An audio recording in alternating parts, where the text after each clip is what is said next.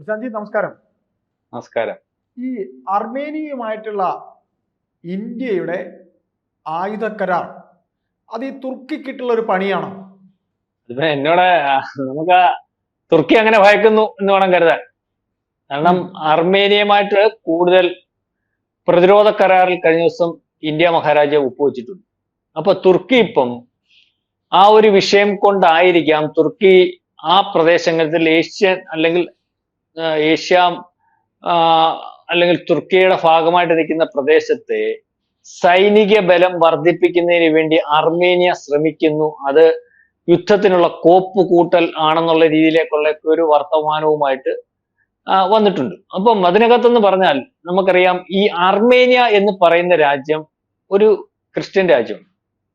അതിനെ വട്ടം നിൽക്കുന്ന ഇറാനുണ്ട്, ജോർജിയ ഉണ്ട്, അസർബൈജാൻ ഉണ്ട്, തുർക്കി ഉണ്ട്. അപ്പൊ ഇത്തരത്തിലുള്ള കുറെ രാജ്യങ്ങളാണ് ഇതിന്റെ സറൗണ്ടിങ്സിലുള്ളത്. അപ്പം ഇതിനകത്ത് നേരത്തെ ഇതിനകത്ത് ഈ അർമേനിയ എന്ന് പറയുന്ന രാജ്യമൊക്കെ നേരത്തെ ഇരിക്കുന്ന റഷ്യയുടെ ഭാഗമായിട്ട് നിന്നു. അപ്പൊ പല രാജ്യങ്ങൾ വന്നതിന്റെ സമയത്തും ആണ് ഈ അർമേനിയ എന്ന് പറയുന്ന രാജ്യം ഉണ്ടാകുന്നത്. അപ്പൊ അത് എല്ലാ രാജ്യങ്ങളും ആളുടെ ഭാഗമായിട്ട് ഓരോ പ്രദേശങ്ങളും നിൽക്കണം എന്ന് അന്ന് ഈ റഫറൻഡം നടത്തിയ സമയത്ത് ഈ അസർബൈജാന്റെ ഭാഗത്ത് അല്ലെങ്കിൽ അവരുടെ കയ്യിൽ നിൽക്കുന്ന രണ്ട് പ്രദേശങ്ങളുണ്ട്. ഒന്ന് അതിനകത്ത് നരഗാവോ എന്ന പ്രദേശവും കരബാഗ് എന്ന പ്രദേശവും. ഈ രണ്ട് പ്രദേശം എന്ന് പറഞ്ഞാൽ ക്രിസ്ത്യാനികൾ കൂടുതലുള്ള പ്രദേശമാണ്. ഈ രണ്ട് പ്രദേശത്തെ റഫറൻഡം അനുസരിച്ച് അവർ യഥാർത്ഥത്തിൽ ഈ അർമേനിയയുടെ കൂടെ വരേണ്ടതാണ്. പക്ഷെ ഈ പ്രദേശം വിട്ടുകൊടുക്കുന്നതിന് വേണ്ടി അസർബൈജാൻ തയ്യാറാവുന്നു. അപ്പം ഞാൻ ഈ പറഞ്ഞു വന്നത്, ഈ വിഷയം വെച്ചിട്ട് കാലാകാലങ്ങളായിട്ട് അവിടെ യുദ്ധമാണ്. എന്നും യുദ്ധമാണ്. ഇപ്പൊ എനിക്ക് തോന്നുന്നു ഇപ്പൊ ഒന്ന് കുറച്ച് ദിവസത്തേക്ക് നിൽക്കുന്നുണ്ട്. അപ്പൊ നിർത്തുക എന്ന് പറഞ്ഞാൽ വിശ്രമിക്കാൻ വേണ്ടി നിർത്തുന്നത്, അല്ലാതെ സ്ഥിരമായിട്ട് നിൽക്കുന്നതല്ല. അപ്പൊ 2023 എനിക്ക് 2017, 2019 യുദ്ധമാണ്. അപ്പൊ അതിനകത്ത് ഈ യുദ്ധത്തിൽ ഈ പ്രധാനമായിട്ടും അവർ ഉപയോഗിച്ചുകൊണ്ടിരിക്കുന്ന അസർബൈജാൻ ഉപയോഗിച്ചുകൊണ്ടിരിക്കുന്ന ഡ്രോണുകൾ അല്ലെങ്കിൽ അതിനകത്ത് യുദ്ധത്തിൽ ഉപയോഗിക്കുന്ന യുദ്ധക്കോപ്പുകളൊക്കെ ഈ പറയുന്ന തുർക്കിയുടെയാണ്. തുർക്കി അറിയാമല്ലോ. തുർക്കി എന്ന് പറയുന്ന രാജ്യം, അവന്റെ വട്ടം നിൽക്കുന്ന രാജ്യം മൊത്തം, ലോകത്ത് മൊത്തം അവന് ശത്രുക്കൾ.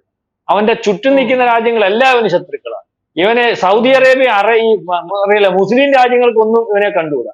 ഇവൻ ഈ മുസ്ലിം രാജ്യങ്ങളുടെ അതിന്റെ നേതാവ് കലിപ്പത്തോ അങ്ങനെ കണ്ട് ഇതിന്റെ നേതാവ് നടക്കുന്ന ഒരു സ്ഥാനമാണ്.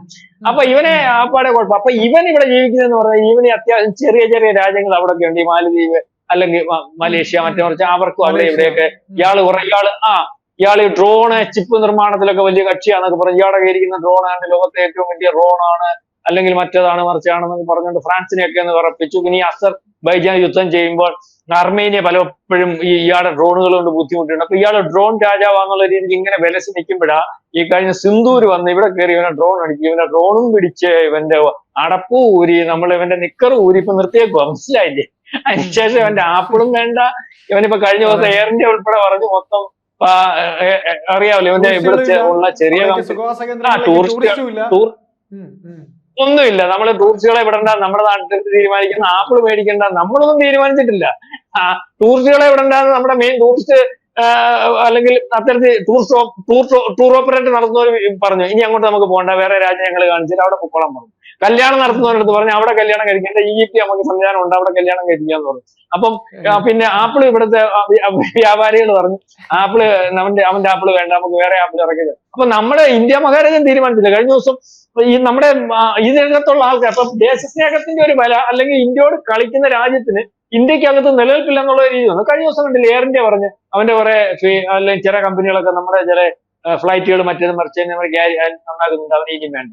അതുപോലെ ഈ എയറോഡ്രോമിലുള്ള ഇവന്റെ കാർഗോ ബന്ധപ്പെട്ട് ചില ചെറിയ പണികളൊക്കെ ഉണ്ടായിരുന്നല്ലോ, അവനെ ആകുമ്പോൾ അങ്ങ് നിർത്തി. അപ്പൊ എല്ലാ രീതിയിലും ഇവനെ പെടുത്തിയിട്ട് ഇവനിപ്പോ അവിടെ കൊണ്ടുവന്ന് ഇവനിപ്പം ഇപ്പോഴും ഈ പാകിസ്ഥാനുമായിട്ടൊരു ബന്ധം ഉണ്ടല്ലോ, പാകിസ്ഥാനായിട്ടൊരു ബന്ധവും.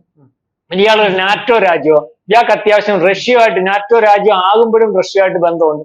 ഇയാളൊരു കൊച്ചു കള്ളനായിട്ടൊക്കെ നിൽക്കുക. അപ്പം അസർബൈജാൻ ഇപ്പൊ റഷ്യയായിട്ടൊക്കെ മാറിയിട്ട് ഇത് മനസ്സിലാക്കിക്കൊണ്ട് അവർ ഈ നാറ്റോ മെമ്പർഷിപ്പ് അല്ല, എന്നാ നാറ്റോയുമായിട്ട് ബന്ധമുണ്ട്.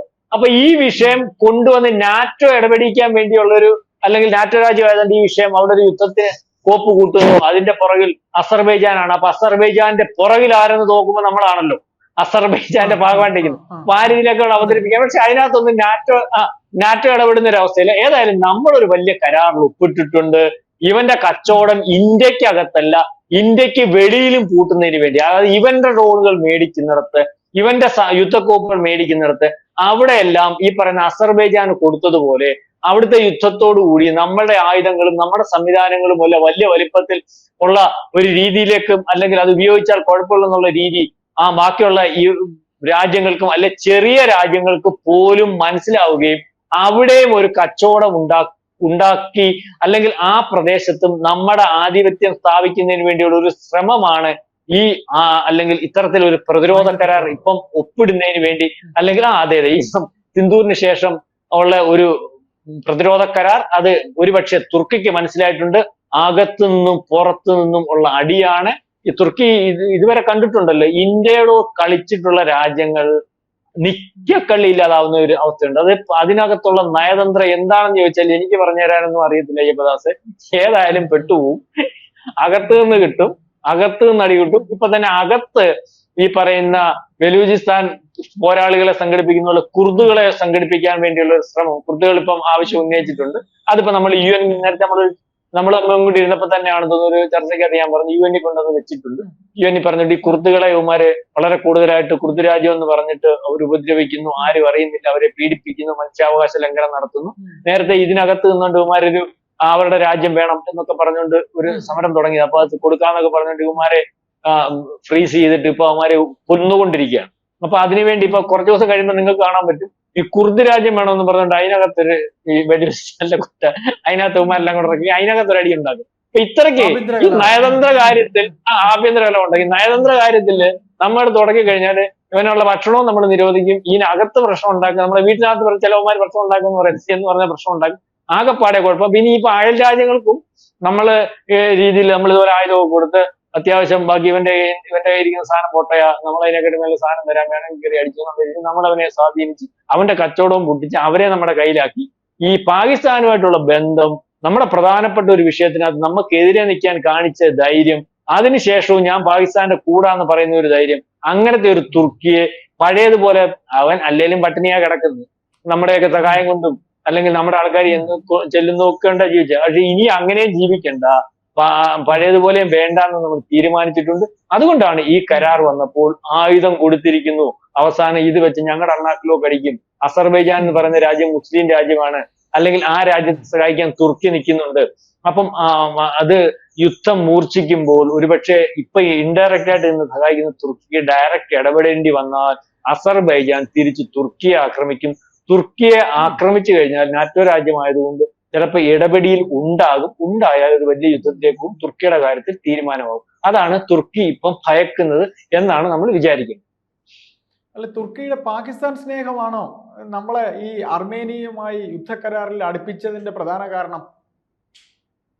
തീർച്ചയായിട്ടും. കാരണം നമ്മൾ ആരെയും ശത്രുവായിട്ട് വെക്കുന്ന ഒരു സ്വഭാവം നമുക്കില്ല. നമുക്ക് എല്ലാവരും നമ്മുടെ മിത്രങ്ങളാണ്. പിന്നെ നമ്മുടെ പെരയ്ക്കകത്ത് കയറി നമ്മളെ അടിച്ചാൽ പറയുന്നുണ്ടല്ലോ, ഞങ്ങൾ യുദ്ധത്തിനെതിരാണ്, ഞങ്ങൾ ഒരിക്കലും ഒരു രാജ്യത്തോടും യുദ്ധത്തിന് പോകാറില്ല, പക്ഷെ അതിർത്തി കടന്ന് വന്നാൽ ഞങ്ങൾ അതിന് തിരിച്ചടി കൊടുത്തിരിക്കും.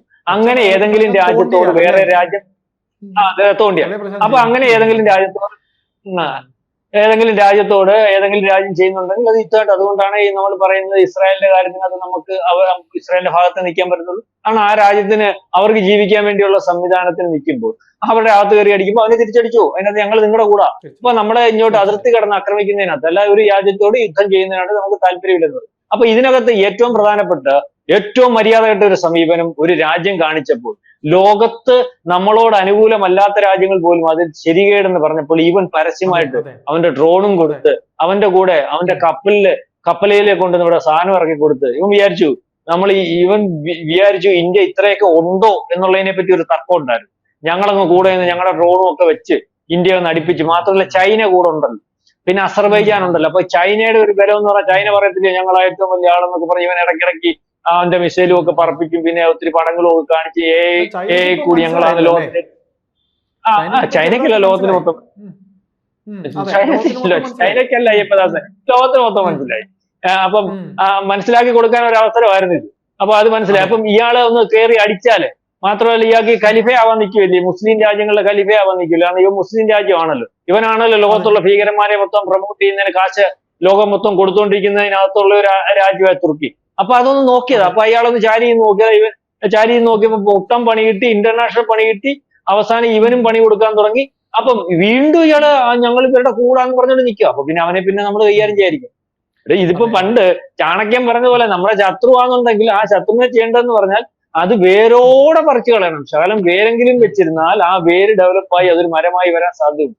അപ്പൊ ശത്രുവിനെ തീർക്കുമ്പോൾ ആ രീതിയിൽ തീർക്കണം. അപ്പൊ ശത്രുവാണെന്ന് അതെ. നമുക്ക് തോന്നിയാൽ, ഇവനെ നമ്മൾ നേരത്തെ അവിടെ ഭൂകമ്പം ഉണ്ടായപ്പോ സഹായിച്ചതാ. വെള്ളം കുടിക്കാൻ മാർഗമില്ല, മരുന്നില്ല, അതെ. മാർഗമില്ല. അതെ. ആൾക്കാർ വീണ് അതെ. കിടക്കുന്ന കെട്ടിടത്തിന്റെ കീഴിൽ എടുക്കാൻ മാർഗമില്ല. പട്ടാളത്തെയും ഹെലികോപ്റ്ററും ഡ്രോൺ സംവിധാനവും ഭക്ഷണവും മരുന്നും എല്ലാം കൊടുത്ത് സഹായിച്ചതാ. എന്നിട്ടാ അവൻ അത് അതെ. അതിനു വേണ്ടി അതെ. ദിവസമൊന്നുമല്ല, മറന്നു പോകാൻ 50 കൊല്ലമൊന്നും ആയില്ല ഈ ദാസേ. അതെ. അതെ. അതെ. അതെ. 2023 നടന്ന. അപ്പൊ ഇവൻ എന്തോ അതെ. അതെ. നന്ദിയുണ്ട്. ഇവൻ എത്ര അതെ. നന്ദി അയാൾക്ക് കെട്ടവനാ. ജാതി, അവനിപ്പോ അവർക്ക് ജാതി ജാതി ആവശ്യം. ജാതി സ്നേഹം അല്ലെ, ആ മതസ്നേഹം, ജാതി ജാതി സ്നേഹം. ആവശ്യം. അപ്പൊ ജാതിയാ വിഷയമെങ്കിൽ നമുക്ക് ജാതിയല്ല ഉം. വിഷയം, നമുക്കെതിരെ നിൽക്കുന്ന വിഷയം, നമ്മുടെ അതെ. ശത്രുവായിട്ട് നിൽക്കുന്ന വിഷയം ആണ്. ഇവന് ജാതിയാ വിഷയം, നമുക്കതല്ല. നമ്മൾ സൗദി അറേബ്യയായിട്ട് ബന്ധമുണ്ട്, ഇവിടുത്തെ മുസ്ലിം അതെ. രാജ്യങ്ങളെല്ലാം ഈ പറഞ്ഞ ഈജിപ്തുമായിട്ട് അതെ. ബന്ധമുണ്ട്. മുസ്ലിം രാജ്യങ്ങളെല്ലാം അതെ. ഇവിടുത്തെ ഇന്ത്യയുടെ പ്രധാനമന്ത്രി പരമോന്നത ബഹുമതി കൊടുത്തിട്ടുണ്ട്. അപ്പൊ നമ്മളോട് അതെ. നിൽക്കുന്നവനോട് നമ്മൾ ജാതിയും മതവും നോക്കുന്നില്ല. നമ്മുടെ സംസ്കാരം അതെ. അനുസരിച്ച് നമ്മൾ പ്രവർത്തിക്കും, നമ്മുടെ രാജ്യത്തിന് വേണ്ടി നമ്മൾ അതെ. നിൽക്കും, നമുക്കുടെ ശത്രുവായിട്ട് വരുന്നവനെ നമ്മൾ കൈകാര്യം ചെയ്യും. അപ്പൊ ആ രീതിയിലേക്കാണ്. കാര്യം ഇവൻ നമ്മുടെ ശത്രുവാ, ഇവനെ കൈകാര്യം ചെയ്യാൻ തീരുമാനിച്ചിട്ടുണ്ട്. അത് അവന് മനസ്സിലായിട്ടുണ്ട്, അവന് ബോധ്യപ്പെട്ടിട്ടുണ്ട്. അവന് മനസ്സിലായി, എല്ലാം നിർത്തി. നമ്മളെ എല്ലാ രീതിയിലും അടിക്കുന്നു. നമ്മുടെ അടുത്ത് വന്നിട്ട് നമ്മുടെ ശത്രുവായിട്ട് നിൽക്കുന്നവനെ സഹായിക്കാനും തുടങ്ങി. അതിന്റെ ഭയമാണ്, അതെ. അത് തന്നെയാണ് കാണുന്നത്. അതിന്റെ കൂവലാണ്. അതിപ്പോ കുറച്ചു ദിവസം കഴിയുമ്പോൾ അങ്ങ് ശമിച്ചോളും. കൂവാനേ അതായത് നിവർത്തിയുള്ളൂ. ഈ അതെ, അപ്പോ ഈ പറയുന്ന അസർബൈജാനോട് ചേർന്ന് കിടക്കുന്ന മറ്റ് രാജ്യങ്ങളെല്ലാം തന്നെ പഴയ സോവിയറ്റ് യൂണിയനിൽ ഉണ്ടായിരുന്നവരാണോ? ഈ ജോർജിയ ഇങ്ങനെയുള്ള പിന്നെ രാജ്യങ്ങളൊക്കെ. ഉം. അത് തന്നെ, സോവിയറ്റ് യൂണിയന്റെ ഭാഗമായിരുന്നു ഈ അസർബൈജാനും ഭാഗമായിരുന്നു. അല്ലെങ്കിൽ ഈ അതെ. അതെ. അർമേനിയ എന്നൊക്കെയുള്ള ആ ഭാഗം. അർമേനിയ. അപ്പം ആ. അതിനകത്ത് അർമേനിയക്ക്. അപ്പൊ അതുകൊണ്ട് തന്നെയാണ് ഇപ്പം ഈ അസർബൈജാനുമായിട്ട് ഞാൻ പറഞ്ഞില്ലേ, ഇപ്പൊ അസർബൈജാനും റഷ്യയുമായിട്ട് നല്ല കൈയല്ല. അല്ലെങ്കിൽ റഷ്യ അപ്പം എന്ന് വെച്ചാൽ ബന്ധം. അസർബൈജാനും റഷ്യയുടെ ബേസും ഒക്കെ ഉണ്ട്, ബന്ധമുണ്ട്. ആ. റഷ്യയായിട്ട് നല്ല കരുതിയാണ് അവരിപ്പോ യൂറോപ്യൻ രാജ്യങ്ങളുമായിട്ടുള്ള ബന്ധം ഇപ്പൊ അവിടെ. ഇപ്പൊ ഓ.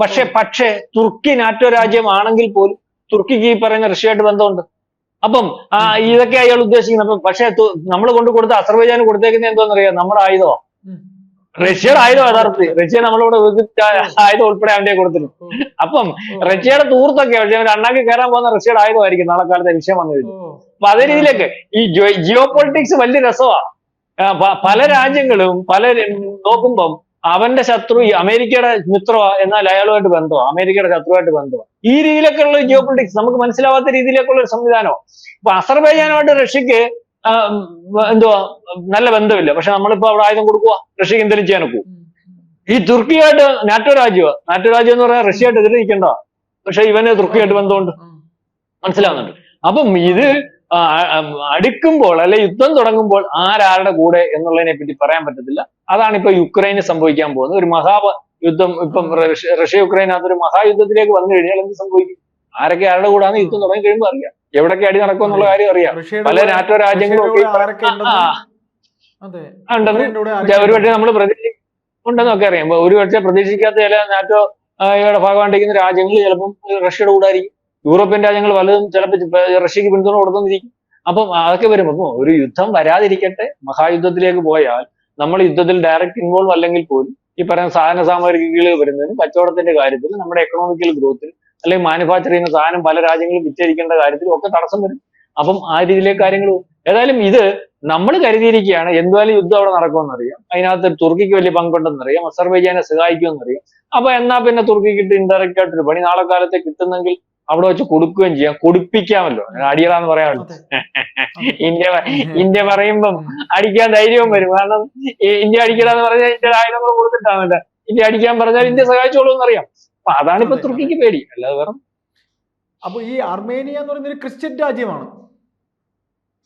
അർമേനിയ ഭൂരിപക്ഷം ക്രിസ്ത്യൻ ഭൂരിപക്ഷമാണ്. അതുകൊണ്ട് തന്നെയാണ് ഇപ്പൊ കൂടുതൽ സോക്കേട് ഈ അപ്പോ അസർബൈജാൻ. സോവിയറ്റ് യൂണിയനിലെ പഴയ സോവിയറ്റ് യൂണിയനിൽ ഉണ്ടായിരുന്ന എല്ലാ രാജ്യങ്ങളും ക്രിസ്ത്യൻ രാജ്യങ്ങളല്ലേ? ഇപ്പൊ റഷ്യ ഉൾപ്പെടെ എല്ലാം ക്രിസ്ത്യൻ. അതിനകത്ത് പലതുണ്ടല്ലോ വരുന്ന. അതിനകത്ത് ഇപ്പം ഇതും വരുന്നുണ്ടല്ലോ, ഈ അർമേനിയക്ക് അസർബൈജാൻ വരുമ്പോ അതല്ലല്ലോ വരുന്നത്.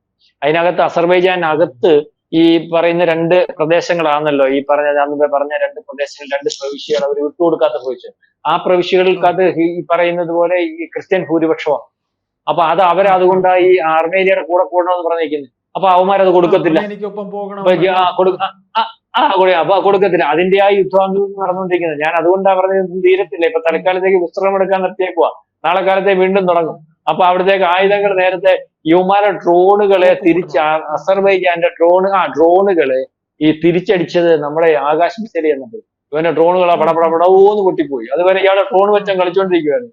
ഡ്രോണ് ഈ ആരുടെ തുർക്കിയുടെ ഡ്രോൺ ആയിരുന്നു ഉപയോഗിച്ചുകൊണ്ടിരുന്നത്. അപ്പൊ തുർക്കിയുടെ ഡ്രോണ് വീഴാൻ തുടങ്ങി എന്നാന്നറിയോ? നമ്മുടെ ഈ ആകാശ് മിസൈലുകൾ അവിടെ ചെന്നതിന് ശേഷം. അപ്പൊ വീണ്ടും ഇപ്പൊ കൊടുക്കാൻ തുടങ്ങുക. അപ്പൊ ഇവർക്ക് അതെ ആ മേടിച്ചതിന് ശേഷം നമ്മുടെ ആയുധങ്ങൾ എന്നതിന് ശേഷം അപ്പൊ യുമാർക്ക് പ്രശ്നം പറ്റിയത്. അതുവരെ ഈ ഫ്രാൻസിനെ വരെ വിറപ്പിച്ചുകൊണ്ടിരുന്ന ഫ്രാൻസ് ഏതാണ്ട് വിഷയം വന്നപ്പോ ഇയാളുടെ ഡ്രോണുകൾ ഉപയോഗിച്ച് അവിടെയും ഫ്രാൻസിന് ശകലം തട്ടുകേട് പറ്റിയായിരുന്നു. അപ്പം അന്ന് പലയിടത്തും വിജയിച്ച സംഭവം. അതുകൊണ്ടായി ഡ്രോൺ നിർമ്മാണ രംഗത്ത് ഞങ്ങൾ ലോകത്ത് ഏറ്റവും വലിയ ഡ്രോൺ ഞങ്ങളുടെ ടെക്നോളജി ഞങ്ങൾ വികസിപ്പിച്ച് വെച്ചേക്കും, ആർക്കും കൊടുക്കത്തില്ല എന്നൊക്കെ പറഞ്ഞാ ഇപ്പൊ ഉള്ളതെല്ലാം കൂടി സിന്ദൂരി വന്നപ്പോ മൊത്തം പറക്കിയിട്ട് നോക്കി. ആദ്യം നമ്മൾ ചില ഈ ചീട്ടുകളിക്കാത്ത പോലെ കുലാ ഇട്ടും മറ്റേ ഇട്ടും മറിച്ചിട്ട് എങ്ങനെയാലും പിടിക്കാനൊക്കത്തില്ല എന്ന് പറയുന്നത് പോലെ ഇവന്റെ ഡ്രോൺ മൊത്തം പറക്കിയിട്ടു, ആയിരക്കണക്കിന് അയച്ചു, എല്ലാം നമ്മൾ അടിച്ച് നിലത്ത് കളഞ്ഞു. ചിലതൊക്കെ നമ്മൾ ഈ മറ്റേ PL-15 പിടിച്ചതുപോലെ ജീവനോടെ പിടിച്ചു. ഏതായാലും വലിയ കുഴപ്പത്തിലേക്ക് പോയി. അതിനുശേഷം നമ്മളിപ്പോ അവന് പണി കൊടുത്തോണ്ടിരിക്കുക. പണി കൊടുത്തു അവന്റെ അയൽവക്കത്ത് കയറി നമ്മൾ അവനെ കൊണ്ട് അടുപ്പിക്കാനുള്ള സംവിധാനത്തിലേക്ക് പോവുക. ഇത് മനസ്സിലായിട്ടുണ്ട്. അതുകൊണ്ട് അവൻ വെപ്രാളം പിടിക്കുന്നത്. നമ്മളായാലും വെപ്രാളം പിടിച്ചു. അത്രയേ ഉള്ളൂ കാര്യം. അതായത് തുർക്കിയെ സഹായിക്കാനായി പുറപ്പെട്ട അസർബൈജാന് നമ്മൾ അവരുടെ അയൽക്കാര് അർമേനിയ വഴി ഒരു സൈഡിൽ കൂടെ പണി കൊടുക്കുന്നു എന്നർത്ഥം അല്ലേ? അത്രയേ ഉള്ളൂ.